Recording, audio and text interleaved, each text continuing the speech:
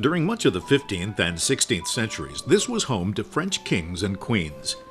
This is Amboise, a beautiful fairy tale-like town on the River Loire, about 115 miles southwest of Paris and just 15 miles east of Tours. The Royal Chateau is the final resting place of Leonardo da Vinci. The great inventor, engineer, and artist spent the last 3 years of his life here in the court of King Francis I. When he died in 1515, he was buried in St. Hubert's chapel. There have been fortifications on this hilltop since the 5th century. The chateau has an interesting history filled with plots, intrigues, and conspiracies. In 1434, the crown confiscated the property after its owner was implicated in a plot against a friend of the king.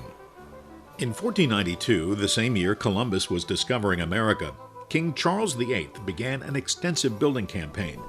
Sadly, the 28-year-old king died 6 years later after striking his head on a door lintel on his way to watch a tennis match. The castle has an interesting connection to Great Britain. In 1548, Mary, Queen of Scots, then only 5 years old, was sent to live here after being promised in marriage to the future King of France, Francis II.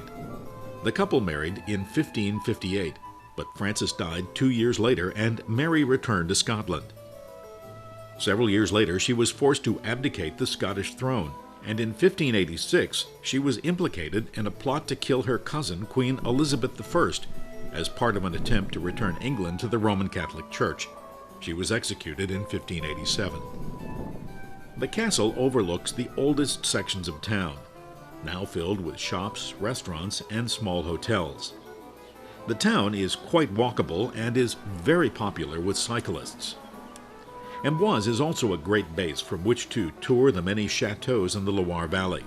A large portion of the valley has been declared a World Heritage Site because of the unique architecture and great natural beauty found here.